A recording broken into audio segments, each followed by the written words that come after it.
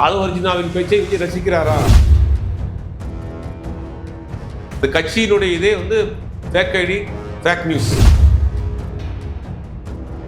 மத்திய உள்துறை அமைச்சர் அமித்ஷாவை சந்திச்சது விஜய் சம்பந்தமாக அவங்க த்ரிஷாட்ட பேசியிருக்கிறாங்க.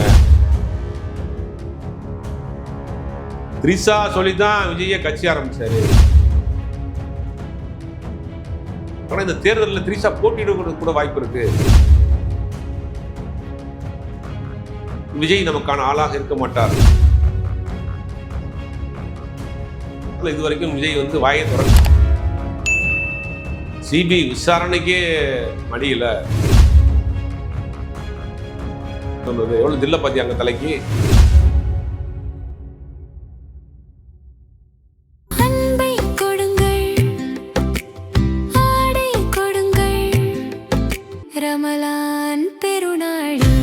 Super Saravana stores. ஊடக அறத்தை கடைபிடித்து வரும் நியூஸ் போக்கஸ் தமிழ் சேனலை சப்ஸ்கிரைப் பண்ணி ஆதரவு தாருங்கள்.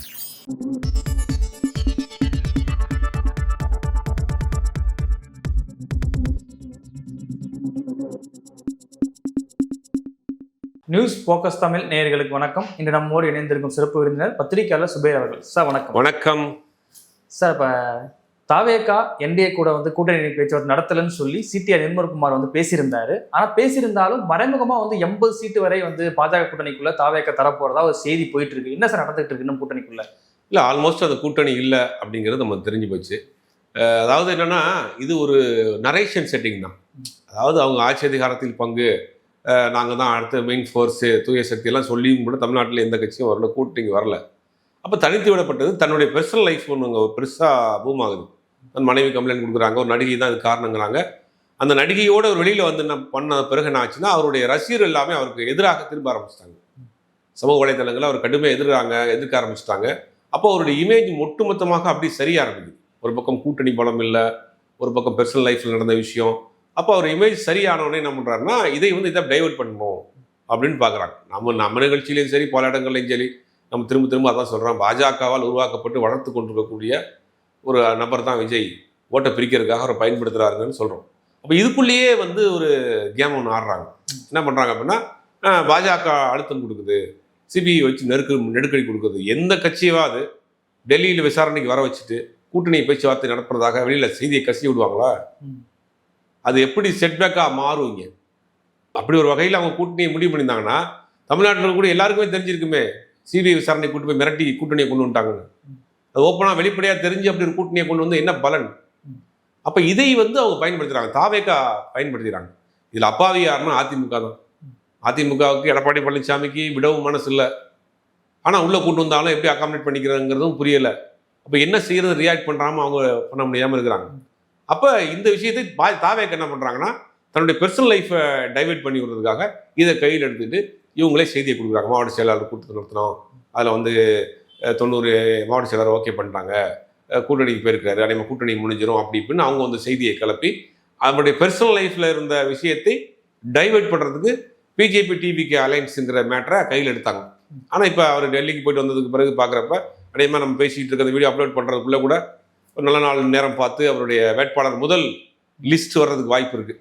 அது உறுதிப்படுத்தப்பட்ட லிஸ்ட்டு. சென்னை முக்கிய நிர்வாகிகள் மட்டும். விஜய் வந்து பெரம்பூரில் போட்டி போடுறாரு, புஷியானந்த் டி நகரில் போட்டி போடுறாரு. அப்போ மரியா வில்சனுங்கிற ஆர்கே நகர் இப்படி ஒரு லிஸ்ட் இருக்குது.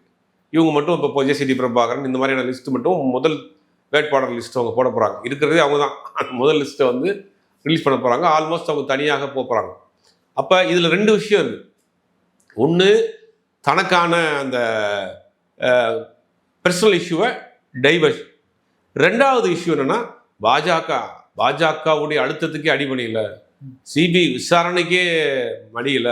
பாத்தியா, சிபிஐ ஆஃபீஸில் தலை ஜீப் மேலே ஏறிட்டு வந்தது எவ்வளோ தில்ல பாத்தியா அங்கே தலைக்கு அப்படின்னு ஒரு பிம்பத்தை கிரியேட் பண்ணுறதுக்காக நடத்தப்பட்ட ஒரு நாடகம்.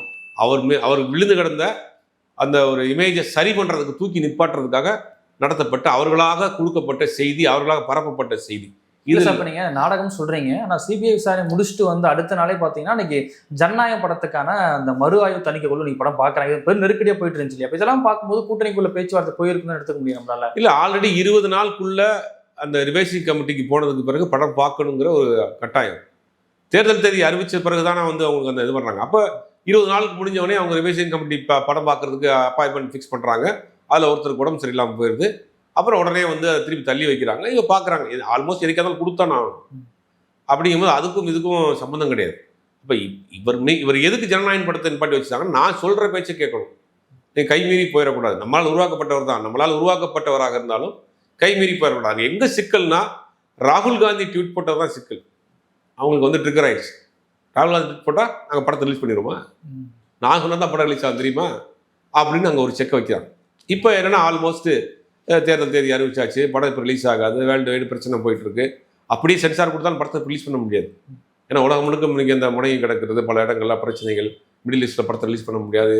அப்படிங்கும்போது படத்தை அவங்க ரிலீஸ் பண்ணுறாங்க. தேர்தலுக்கு பிறகு தான் அந்த படம் வருங்கிறத முடிஞ்சு போச்சு. இப்போ சென்சாரை கொடுத்துருவோம், ஜூனில் தான் படம் ரிலீஸ் ஆக போகுது அப்படிங்கிற முடிவு பண்ணிட்டாங்க. அப்போ அது ஒன்றும் பிரச்சனை கிடையாது.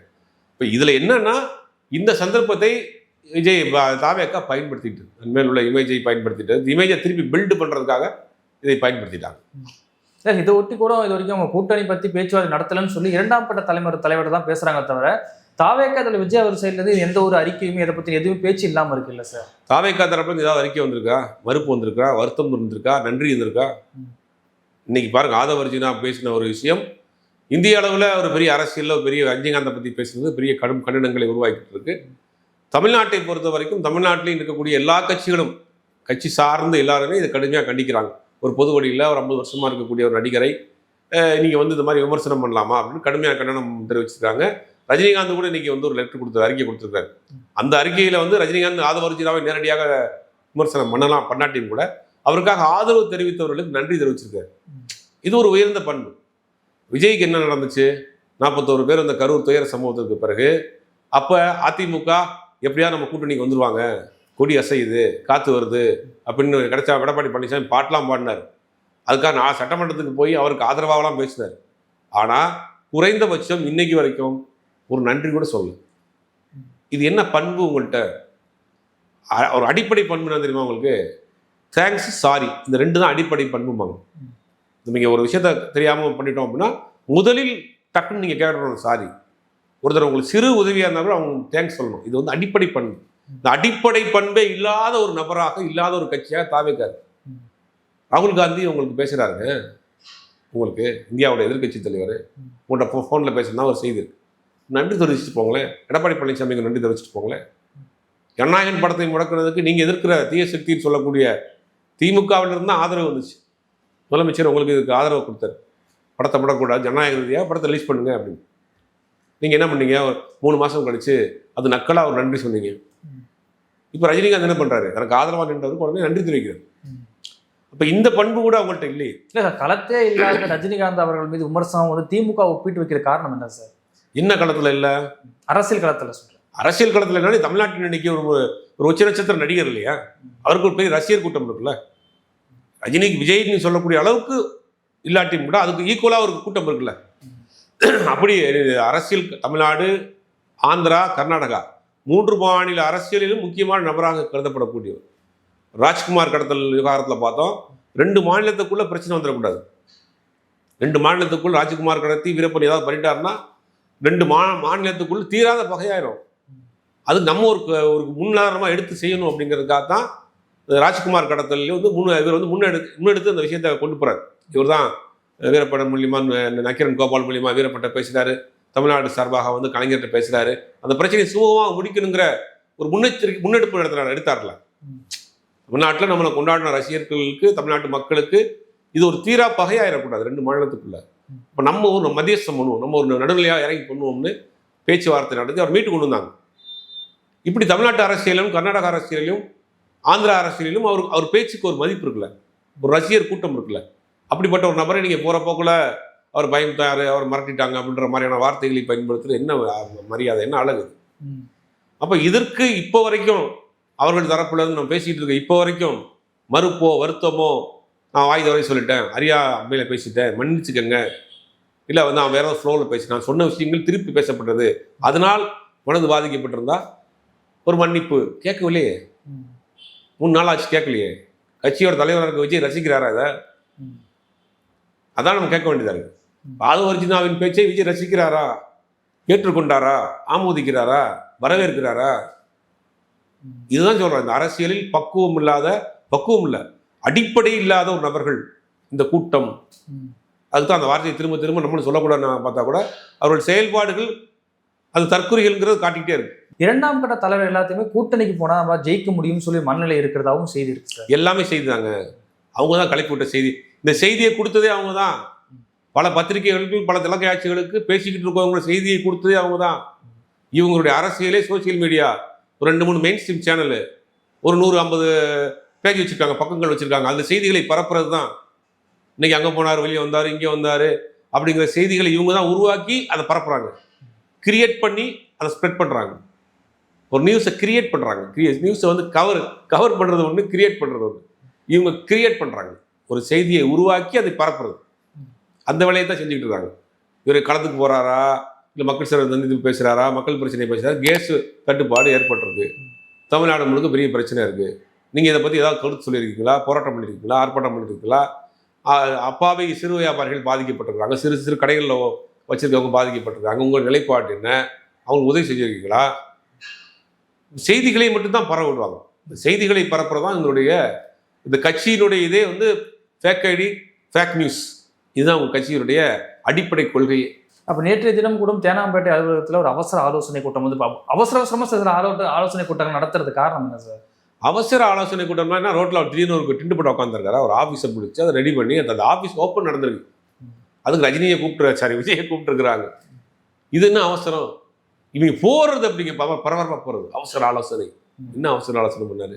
அது ஒரு வார் ரூமு, ஒரு சோஷியல் மீடியா இன்சார்ஜ் பண்ணக்கூடிய ஒரு இடம், சோஷியல் மீடியா மெயின்டைன் பண்ணக்கூடிய ஒரு இடம். அதுக்கு முதல் முறையாக அந்த இடத்துல புது ஆஃபீஸ்க்கு விஜயை கூப்பிட்டு நீங்கள் வாங்க உள்ள வந்து பார்த்துட்டு போங்க, ரிப்பன் கட் பண்ணுவீங்கன்னு கூப்பிட்டுருக்காங்க. இதில் எங்கே அவசரம் வந்துச்சு? அவருடைய கட்சி சார்பில் நடக்கக்கூடிய ஒரு ஆஃபீஸ்க்கு இவர் போயிட்டு வந்திருக்கிறாரு. இதில் எந்த விதமான அவசர ஆலோசனையோ, மறைமுக ஆலோசனையோ, நேரடி ஆலோசனையோ, அதிரடி ஆலோசனையெல்லாம் கிடையாது. ஒரு ஆஃபீஸ்க்கு போயிட்டு வந்திருக்கிறாரு, செய்தியை அவங்க கொடுக்குறாங்க. அவசர ஆலோசனை, முக்கியமான முடிவுகள் எடுக்க போறாரு. இல்லையா முக்கியமான முடிவு? உங்களை நம்பி எவனும் கூட்டணிக்கு வரல, நீங்க இருக்கிற 10 பேர் தான் தனியாக நிற்க போறீங்க. இதுல என்ன அவசர ஆலோசனை? அவசர ஆலோசனை சொல்லாம பண்ணணும். முக்கியமான முடிவுகள், அவசர ஆலோசனைகளை சொல்லாம பண்றதுக்கு தானே புத்திசாலித்தனம். அவசர ஆலோசனை பண்ண போறேன்னு சொல்லிட்டு போயிடலாம். அவனாவது இந்த கட்சியே வந்து fake ID, fake news, fake party இருக்காது.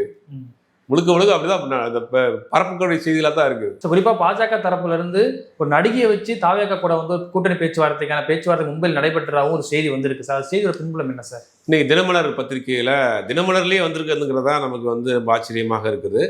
ஏற்கனவே அரசல் புரசலாக இருக்கு. ஒரு வலதுசாரி பத்திரிகையாளர் தான் விஜய் த்ரிஷா விவகாரத்தில் முக்கிய பங்காற்றி கொண்டிருக்கிறார். அவர் தான் த்ரிஷாவினுடைய அரசியல் ஆலோசகராக இருக்கிறார் அப்படிங்கிற ஒரு செய்தி சமீப காலமாக போயிட்டு இருக்கு. அதை உறுதிப்படுத்துறது மாதிரியான விஷயமாக என்ன பண்ணியிருக்காங்கன்னா, டெல்லிக்கு போகிற நாள் வந்து த்ரிஷா மும்பை போகிறாரு. மும்பை போயிட்டு அதே மாதிரி டெல்லியிலேருந்து வர்றதுக்கு ஒரு 2 மணி நேரத்துக்கு முன்னாடி த்ரிஷா வர்றாங்க சென்னை ஏர்போர்ட்டில். ரெண்டையும் நம்ம கனெக்ட் பண்ணி பார்க்கணும். அவங்க த்ரிஷா வந்து ஏர்போர்ட்டில் இருந்து போகிறாங்க. அப்போ விஜய் சம்மந்தமாக கேட்குறாங்க. விஜய் காரில் வர்றாங்க, விஜயினுடைய காரில் வர்றாங்க. அங்கேருந்து இறங்கி போகிறாங்க. அவர் விஜய் காருங்கிறது தான் இப்போ வரைக்கும் சொல்லப்படுது. இறங்கி போகிறாங்க. இறங்கி போகிற பத்திரிக்கையாளர் சந்திக்கிறாங்க, கேட்கல. அவங்க மும்பை போகிறதா சொல்லிட்டாங்க. ஆனால் அதற்கு பிறகு டெல்லியிலேருந்து முடிச்சுட்டு தனி ஃப்ளைட்டில் விஜய் இங்கேருந்து வர்றதுக்கு 2 மணி நேரத்துக்கு முன்னாடி இவங்க வர்றாங்க. அப்போ உங்க மும்பை போனது மத்திய உள்துறை அமைச்சர் அமித்ஷாவை சந்தித்தது. விஜய் சம்பந்தமாக அவங்க த்ரிஷாட்ட பேசியிருக்கிறாங்க. அதுவும் இல்லாமல் எடப்பாடி பழனிசாமியினுடைய மகன் மிதுன் அவரும் த்ரிஷாட்ட பேசியிருக்கிறாரு. இப்போ த்ரிஷா தான் அந்த கட்சியை முழுவதுமாக அதிகாரத்தின் கட்டுப்பாட்டில் வச்சிருக்கிறாருங்கிற மாதிரி ஒரு செய்தியை தினமலரில் இன்னைக்கு வெளியிட்டிருக்காங்க. அதான் ஒரு பெரிய அதிர்ச்சியாக இருக்குது. இந்த செய்தி வந்து அரசியல் புரசல மற்ற பக்கமும் போயிட்டு இருந்துச்சு. ஒரு பத்திரிகையாளருடைய அரசியல் ஆலோசனையில தான் த்ரிஷா செயல்படுறாங்க. த்ரிஷா சொல்லி தான் விஜயை கட்சி ஆரம்பிச்சாரு, த்ரிஷாவையோடைய ஆசையை நிறைவேற்றுவதற்கு தான் விஜய் கட்சி ஆரம்பிச்சிருக்கிற செய்திகள்லாம் பரவலாக போயிட்டே இருக்கிறப்ப இவர் உள்துறை அமைச்சரை சந்திச்சாரு, எடப்பாடி பழனிசாமி பையனோட சந்திச்சாருங்கிற ஒரு செய்தியை இவங்க தினமலரில் வந்திருக்கிறது அப்படிங்கிறது உண்மையிலேயே வந்து உறுதிப்படுத்துகிற மாதிரி இருக்குது. நமக்கு வரக்கூடிய தகவல் என்ன சொல்கிறாங்கன்னா, இந்த தேர்தலில் த்ரிஷா போட்டியிடுவதற்கு கூட வாய்ப்பு இருக்குது அப்படிங்கிற மாதிரி ஒரு தகவல் சொல்கிறாங்க. அது எந்த அளவுக்கு இருக்குது, கட்சியில் அவரை சேர்க்கப்பட்டு தேர்தல் தேதி இந்த வேட்புமனு தாக்கல் தொடங்குற நேரத்தில் ஒரு தொகுதியில் அவர் வேட்பாளராக கூட களமிறக்கிறதுக்கான வாய்ப்பு இருக்குது அப்படிங்கிற மாதிரிலாம் சொல்கிறாங்க. இப்போ இந்த வந்த செய்தியையும் கனெக்ட் பண்ணி பார்க்குறப்ப இதெல்லாம் நடந்துருமோ அப்படிங்கிற ஒரு சந்தேகம் இருக்கு. வெயிட் பண்ணி பார்க்கலாம். குறிப்பா வந்து இந்த தேர்தலே வந்து சிறுபான்மை ஓட்டுகள் எல்லாமே திமுக பக்கம் வந்து போகக்கூடிய வாய்ப்பு இருக்கு அப்படிங்கிறது தான் சொல்லக்கூடிய யதார்த்தமா இருக்கு. ஆனா சி ஓட்டர்ஸ் வந்து கொடுக்கக்கூடிய ரிப்போர்ட் என்னவா இருக்கு அப்படின்னா, சிறுபான்மை ஓட்டு எல்லாத்தையும் விஜய் அவர்கள் பிரிப்பாரு, கூடுதலாக திமுக எதிரான வாக்குகளும் வந்து தாவேகா விழும் சொல்லி சி ஓட்டர்ஸ் வந்து ரிப்போர்ட் கொடுத்துருக்காங்க. அப்படி பாக்குறீங்க? இல்லை, சிறுபான்மைகள் ஓட்டை நீங்க 2 கேட்டகரியா பிரிக்கணும். சிறுபான்மையர்ல இஸ்லாமியர்கள் ஓட்டு தாவேகாவுக்கு பெருசா போகாது. ஏன்னா அவருடைய செயல்பாடுகளை அவங்க இப்போ கொஞ்சமா ரியலைஸ் பண்ண ஆரம்பிச்சிருக்காங்க. தொடர்ந்து திருப்பரங்குன்றம் விஷயம் மாதிரியான விஷயங்கள்ல அமைதியாக இருக்கிறது, கவின் விஷயத்தில் அமைதியாக இருக்கிறது, தனக்கான குரல் கொடுக்கக்கூடிய ஒரு நபராக விஜய் இல்லைங்கிற ஒரு நம்புறாங்க. நமக்கு ஒரு பிரச்சனை வர்றப்ப களத்தில் நம்மளோடு யார் இருக்கா, 100 வருடமா இருக்கக்கூடிய ஒரு விஷயத்தை இவங்க மாற்றி திடீர்னு ஒரு பிரச்சனையை கிளப்புறாங்க, அதை வைத்து ஒரு மதக்கலவரத்தை உருவாக்குறதுக்கு முயற்சி பண்ணுறாங்க. அப்படிங்கும் போது விஜய் நமக்கான ஆளாக இருக்க மாட்டார், நமக்கு குரல் கொடுக்க மாட்டார், தோல் கொடுக்க மாட்டார், பிரச்சனைக்கு முன்னாடி வந்து நிற்க மாட்டாருங்கிற உறுதியாக நம்புறாங்க. அப்போ முஸ்லீம் ஓட்டுங்க போகாது. கிறிஸ்தவ ஓட்டுகள்லையுமே இப்போ இந்த மைக்கேல்பட்டி விவகாரத்தில் இது வரைக்கும் விஜய் வந்து வாயை திறக்கலை. சிபிஐனுடைய அந்த மனு தாக்கல் செஞ்சதுக்கு பிறகு கூட இப்போ வரைக்கும் விஜய் சம்பந்தமாக இது வரைக்கும் பேசலை. அப்போ சிலுவை போர் நடத்த போகிறாங்கன்னு கூட சொன்னாங்க. யார்? எச் ராஜா சொன்னார். தமிழ்நாட்டில் இருக்கக்கூடிய கிறிஸ்தவ நிறுவனங்களில் மதமாற்றம் நடக்குது, அதனால தான் அந்த பொண்ணு இறந்து போச்சுங்க ஒரு பிரமகண்டாவை பண்ணி அது ஒரு பெரிய விவாதம் ஆக்கினாங்க. ஆனால் சிபிஐ என்ன பண்ணாங்க, விசாரிச்சுட்டு அது கிடையவே கிடையாதுங்க, தனிப்பட்ட முறையில்னு சொல்லிட்டாங்க. அப்படி ஒரு மிகப்பெரிய ஒரு இஷ்யூ நடந்திருக்கப்ப அப்போ அதுக்கான கண்டனமோ குரலோ யாருமே கொடுக்கல. திமுக கூட்டில் இருக்கக்கூடிய கட்சிகள் தான், கம்யூனிஸ்ட் கட்சிகள், இஸ்லாமிய அமைப்புகள், திமுக போன்ற அமைப்புகள் தான் அதுக்கு குரல் கொடுக்குறாங்க. பார்த்தீங்களா இப்படி ஒரு வேலையை செய்ய ஆரம்பிச்சாங்க. அன்னைக்கு திமுக அரசாங்கம் மட்டும் இல்லைன்னா தமிழ்நாட்டில் ஒட்டுமொத்தமாக கிறிஸ்தவர்களுக்கான ஒரு சாயத்தை அவங்க பூசியிருப்பாங்க. அவங்க கல்வி நிறுவனங்களில், மருத்துவ நிறுவனங்களில் மதமாற்றம் தான் பண்ணுறாங்கிறத பரப்பணும். எப்படி சைனாவில் பரவின கொரோனா வந்து இஸ்லாமியர்கள் பரப்புனாங்க இல்லையா, அந்த மாதிரியே பரப்பியிருப்பாங்க. அப்போ அதை முறியடித்ததை வந்து திமுக அரசாங்கம், அதுக்கு கண்டித்தது வந்து திமுக கூட்டணியில் இருக்கக்கூடிய கட்சி. அப்போ கிறிஸ்தவர்கள் என்ன நினைப்பாங்க, நமக்கான ஒரு பிரச்சனை வரப்போ களத்தில் நிற்கிறது யாரு, குரல் கொடுக்குறது யாரு, தோல் கொடுக்குறது யாரு, முன்னாடி வந்து நிற்கிறது யாரு, அவன் கிறிஸ்தவர்களும் அந்த பக்கம் தான் போவாங்க. கிறிஸ்தவர்களே ஒரு சில பிரிவு இருப்பாங்க, ஒரு சில பிரிவுகள் வந்து விஜய்க்கு ஆதரவாக இருக்கிறாங்க. அது எல்லாரும் கிடையாது. கிறிஸ்தவர்களில் ஒரு பிரிவு வந்து விஜய்க்கு ஆதரவாக இருக்காங்க, நம்ம ஆளு பண்ணுவோங்கிற ஆதரவாக இருக்கிறாங்க. அவர்களுடைய மனநிலையுமே இந்த நடிகையோட விவகாரம், பெர்சனல் விவகாரம், இவருடைய செயல்பாடுகள்லாம் அவங்களுமே கொஞ்சம் மனமாற்றம் அடைந்திருக்கிறதாக தான் அவங்க சொல்கிறாங்க. சரி, கூடுதலாக வந்து இப்போ இது வரைக்கும் 60 வேட்பாளருக்கான நேர்காணல் நடந்து முடிஞ்சிருக்கு. இன்னைக்கு வந்து கூடுதல் நடக்குது. ஆனால் தாவேகா உள்ள என்ன நடக்குது அப்படின்னா, இப்போ 5 கோடி வரைக்கும் ஒரு வேட்பாளருக்கு செலவு பண்ண ஒரு சூழல் இருக்கு. அப்படிப்பட்ட வேட்பாளர் வந்து தேர்தல் வேலையை வந்து தாவேகா இறங்கியிருக்காங்க. ஆனால் அப்படிப்பட்ட வேட்பாளர் இல்லைங்கிறது தான் யதார்த்தமா இருக்கு. இப்படிப்பட்ட சூழல்ல வேட்பாளர் வர வாய்ப்பு இருக்கா? 234 தொகுதிகளுக்கும் 234 தொகுதிகளில் விஜயை பார்க்கறதுக்காக சொத்துக்கிட்ட வேட்பாளர் நிற்பான். வேற என்ன செய்ய முடியும்? அங்கே வெல்டுவாக இருக்கிற வேட்பாளர்னா ஒரு 40 பேர் 30 பேர் இருப்பாங்க. கொஞ்சம் வசதியான ஆட்கள், முன்னாள் எம்எல்ஏ, முன்னாள் அமைச்சர், இந்த கல்லூரி வச்சு நடத்துகிறவங்க அப்படின்னு ஒரு 30-40 பேர் இருப்பாங்க. மீதி இருக்கிற ஆட்கள் ஒரு சாதாரண ஒரு எளிய பின்புலத்தில் இருக்கக்கூடிய ஒரு நபர்களாக தானே அந்த கட்சியில் இருக்கிறாங்க. அப்போ கட்சி செலவழிக்க போதா அப்படிங்கிறதுல ஒரு பெரிய கேள்வி. உங்கள் 200 பேரை தேடி கண்டுபிடிச்சி 5 கோடி வேணாம், 2 கோடி நாட்களுமே கிட்டத்தட்ட 400 கோடி ரூபாச்சு. 400 கோடி ரூபாய் எப்படி இவங்க பரட்டி கொண்டு வந்து போட்டு தேர்தல் சந்திக்க போகிறாங்கிறது தெரியலை. விஜயும் கை வரைக்கும் காசு கொடுக்க மாட்டார், தாவேகா தரப்புன்னு செய்ய மாட்டாங்க. அப்போ இது வந்து தேர்தல் களத்தில் இவங்க எப்படி இதை அடிப்படை விஷயம், ஒரு 10 பேரை கூட்டு போகிறீங்க, உங்களுக்கு டீ காஃபி வாங்கி கொடுக்குறீங்க, வண்டிக்கு பெட்ரோல் போடுறீங்க, ஒரு கொடி பிடிக்கிறீங்க, ஒரு கூட்டம் போடுறீங்க, ஒரு மைக் செட் போடுறீங்க, இது அடிப்படை தேவை. ஒரு 30 நாளைக்கு இந்த செலவே வந்துடும், குறைந்தபட்சம் 2 கோடி ரூபா. இதுவே உங்களால் சமாளிக்க முடியும்போது களத்தில் இவங்களால் எப்படி எதிரொலிப்பாங்க, இதை ப்ராக்டிக்கலாக சொல்கிறாங்க. களத்தில் அப்படியே கேண்டிடேட்டை போட்டாலுமே பெருசாக அவங்களால வந்து இது பண்ண முடியாது. ஒரு கணிசமான வாக்குகளை பிரிப்பார், அவ்வளோதான். வேட்பாளர் எப்படியும் அங்கங்கே பிடிச்சி போட்டு தேத்தி போட்டுருவாங்க. ஓகே சார், எவ்வளோ நேரம் நிகழ்வில் கலந்து கொண்டு பல்வேறு கருத்துக்களை போய் நமக்கு நன்றி.